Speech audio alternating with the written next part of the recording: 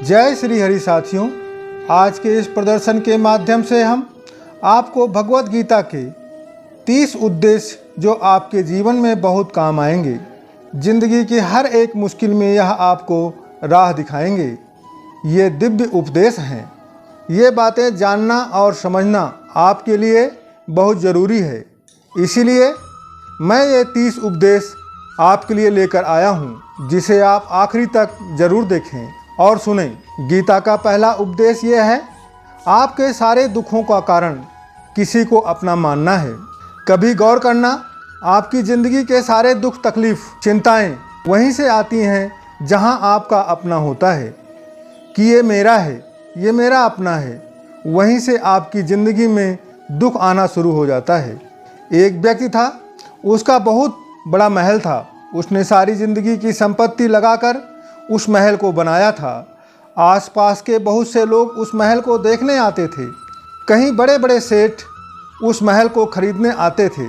अब वो महल उसका अहंकार बन गया था, उसके जीने की वजह था।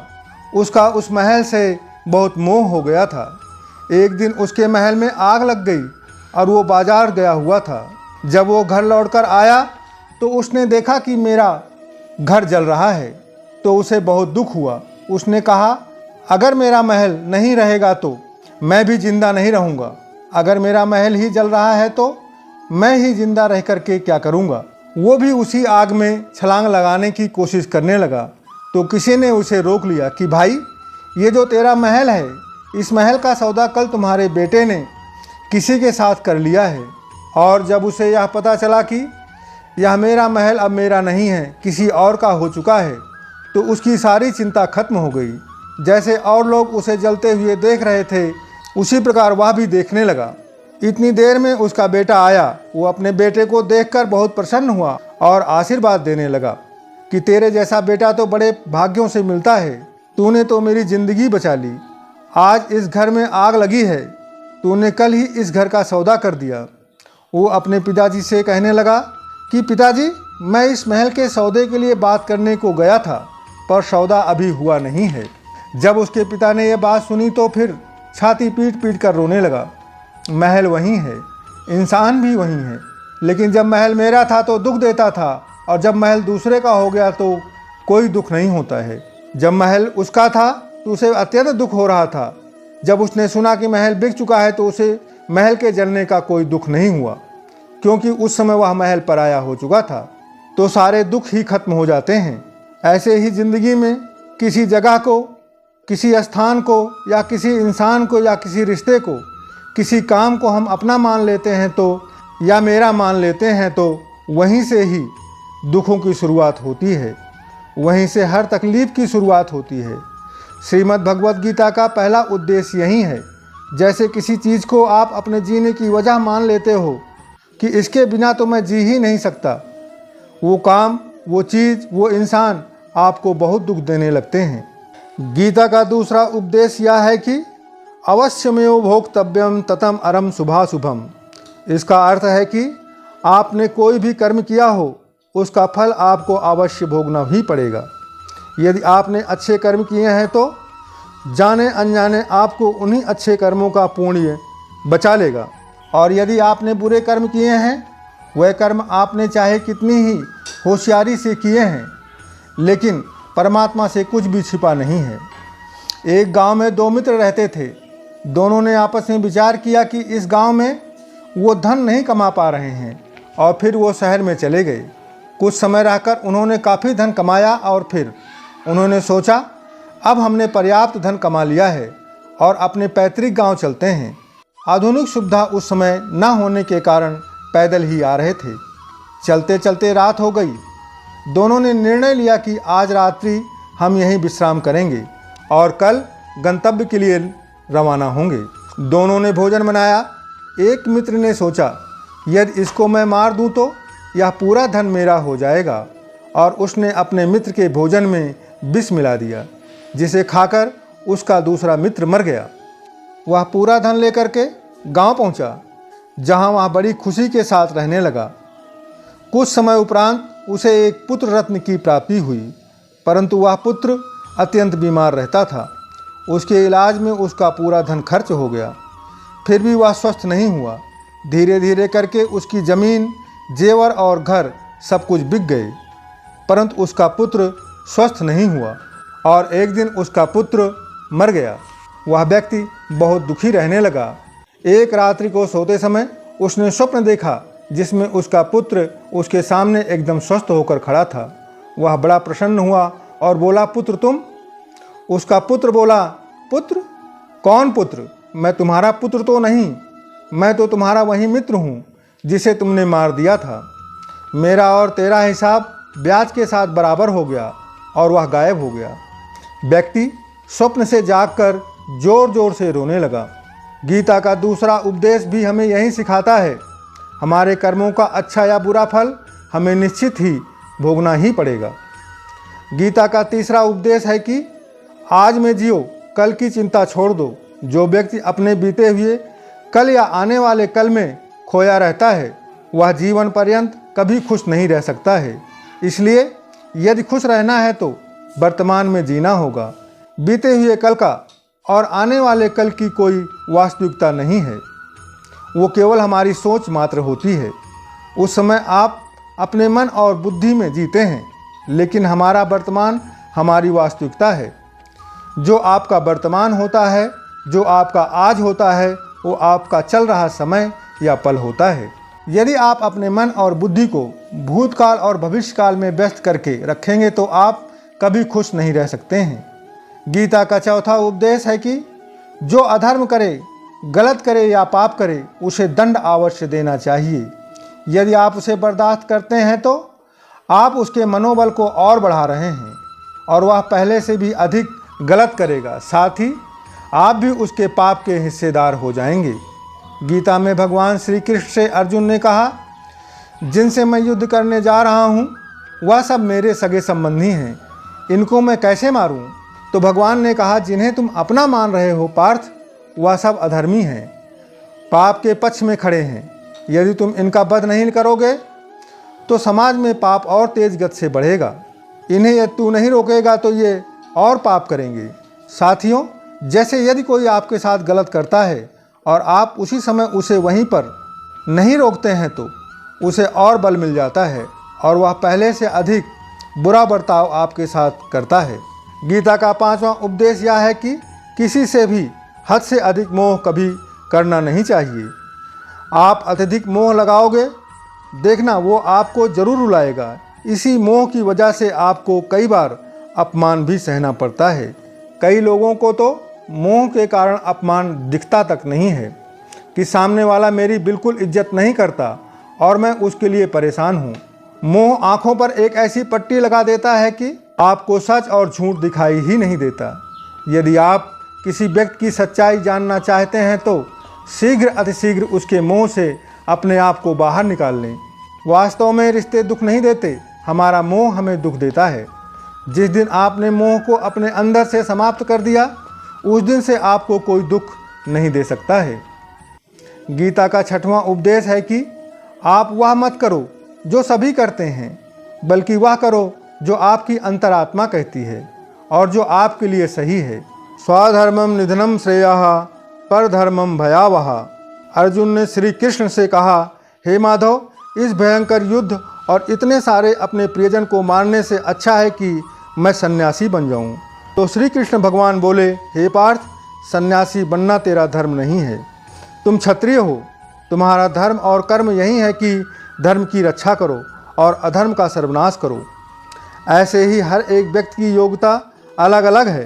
प्रत्येक व्यक्ति किसी न किसी काम में पारंगत है, अर्थात औरों से श्रेष्ठ होता है। उसे पहचानना चाहिए और वही करना चाहिए।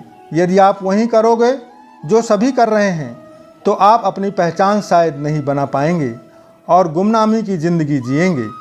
गीता का सातवां उपदेश यह है कि जिंदगी में धोखा हमेशा अपने ही देते हैं, क्योंकि उन्हें हमारी कमजोरी का पता होता है।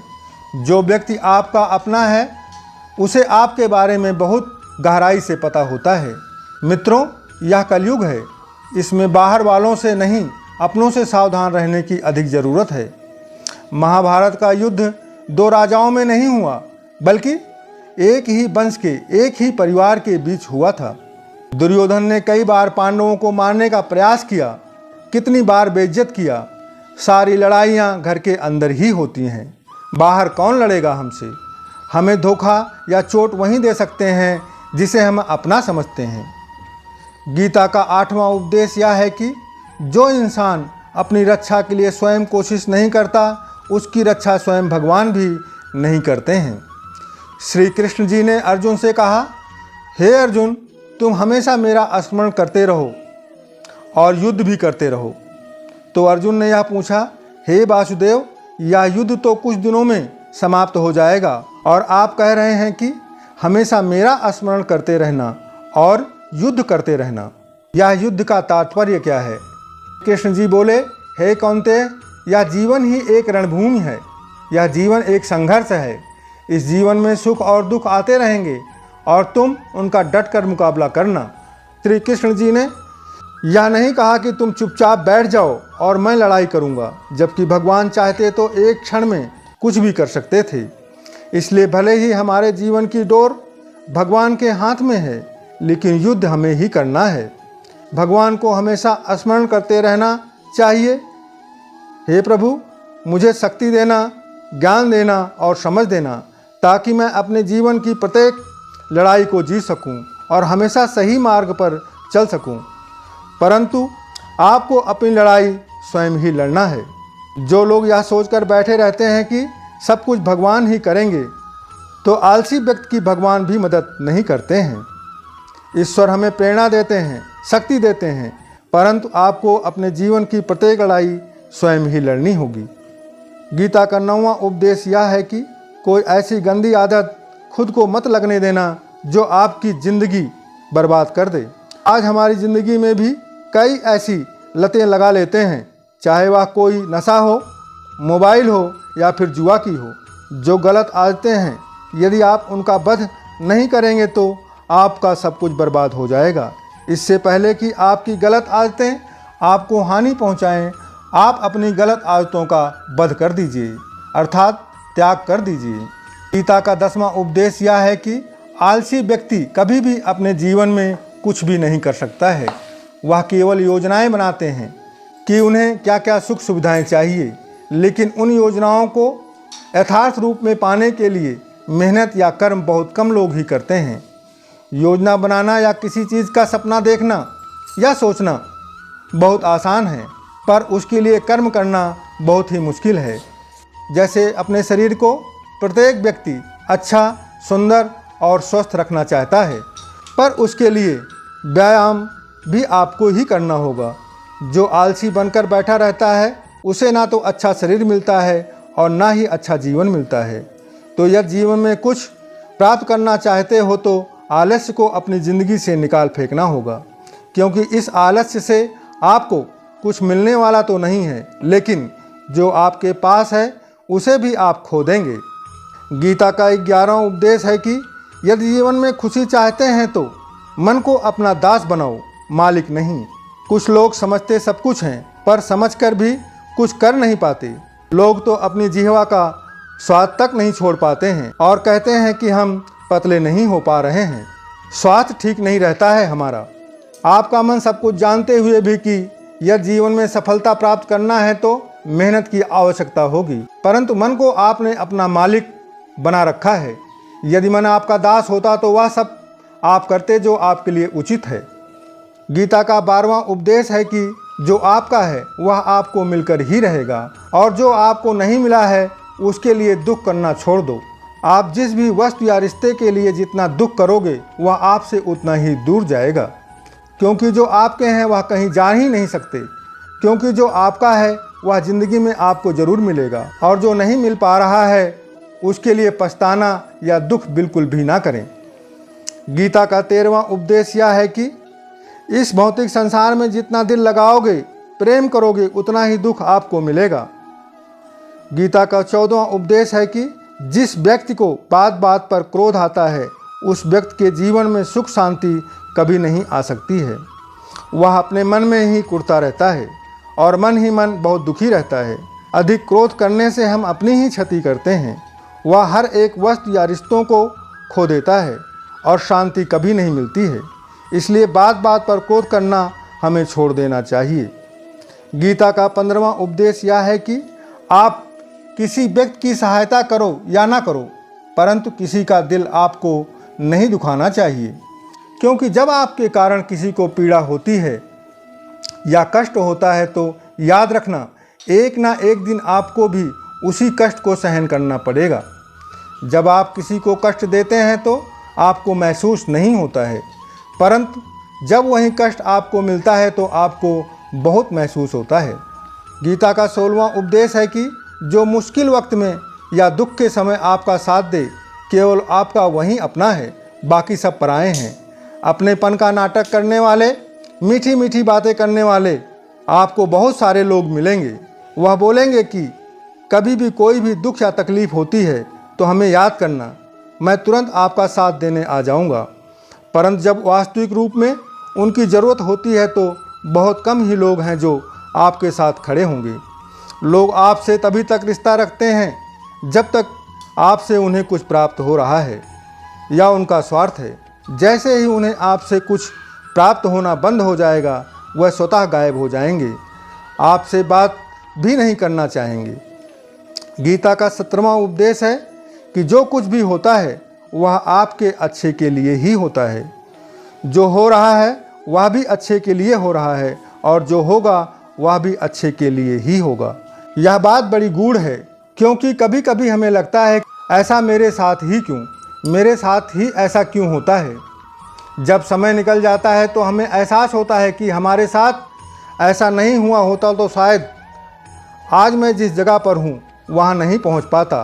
अर्थात यदि हमें यह समझ में आ जाए कि भगवान जो कुछ भी हमारे साथ कर रहे हैं या करेंगे वह सब हमारे अच्छे के लिए ही होगा।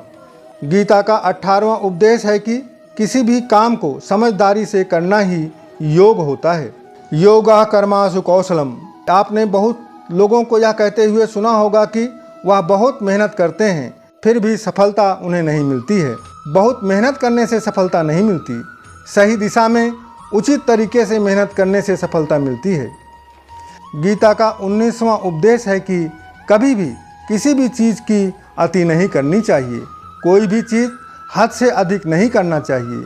प्रेम हो या नफरत, हद से अधिक अच्छा नहीं है। हद से अधिक कड़वा भी अच्छा नहीं और हद से अधिक मीठा भी अच्छा नहीं। हद से अधिक आराम और हद से अधिक भोजन भी आपको बीमार कर देता है। हद से अधिक भूखा रहना या हद से अधिक व्यायाम भी आपको हानि पहुंचाएगा। तो जीवन में संतुलन के साथ जीना चाहिए। जैसे ही संतुलन बिगड़ेगा, हमारे साथ कोई ना कोई घटना हो जाती है। गीता का 20वां उपदेश है कि जिसे आप सबसे अधिक महत्व दोगे वह आपको कभी भी महत्व नहीं देगा। आप कभी गौर करना, हमारा अपमान वही करते हैं जिन्हें हम अधिक महत्व देते हैं। दूसरों की इज्जत करना अच्छी बात है, परंतु बहुत अधिक इज्जत करने से उनकी नज़र में आपकी इज्जत समाप्त हो जाती है।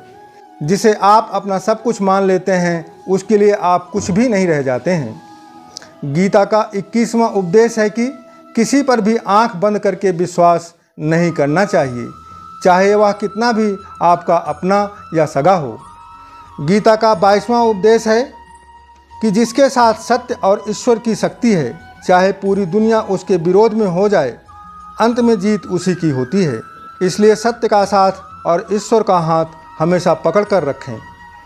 गीता का 23वां उपदेश। श्रीमद् भगवद गीता में 18 अध्याय हैं, 700 श्लोक हैं। गीता का अंतिम श्लोक है, यत्र योगेश्वरा विष्णु यत्र पार्थो धनुधरा तत्र श्री विजयो मूर्तिर दिर्वाणी तिरमिरा।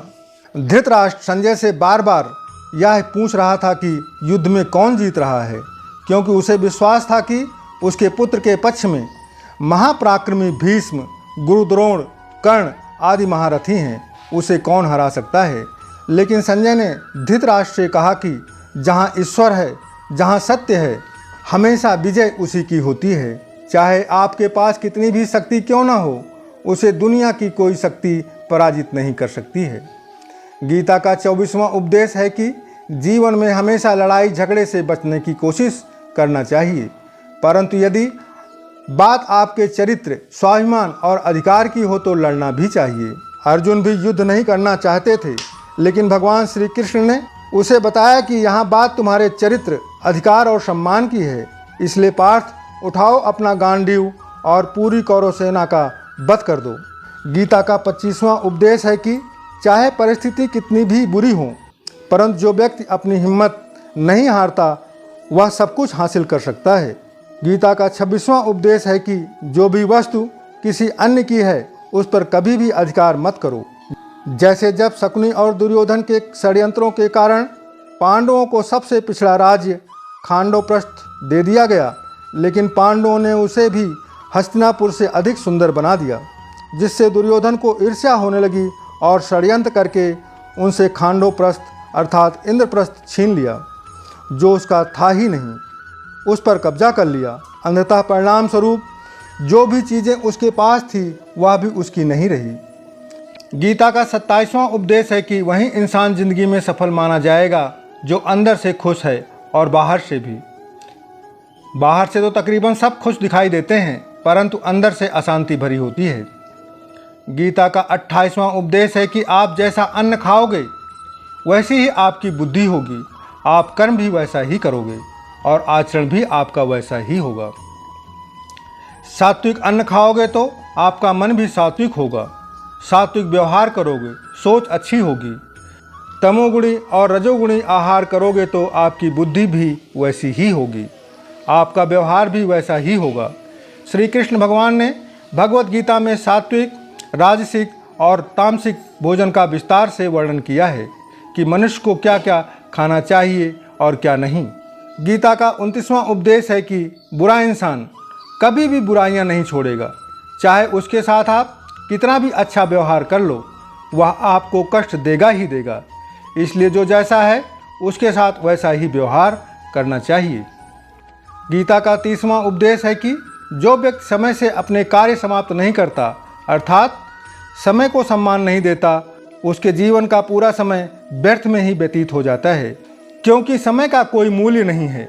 जो व्यक्ति व्यर्थ के कामों में समय नष्ट करते हैं वह कभी सफल नहीं होते। इसलिए यदि आप सफल होना चाहते हैं तो समय का सम्मान अवश्य करें। जो भी व्यक्ति गीता के इन उपदेशों को सुनकर, समझकर इनका अनुसरण करेगा वह हमेशा प्रसन्न रहेगा और सफलता हासिल करेगा। साथियों, आज के लिए इतना ही। प्रेम से बोलो जय श्री राधे कृष्ण।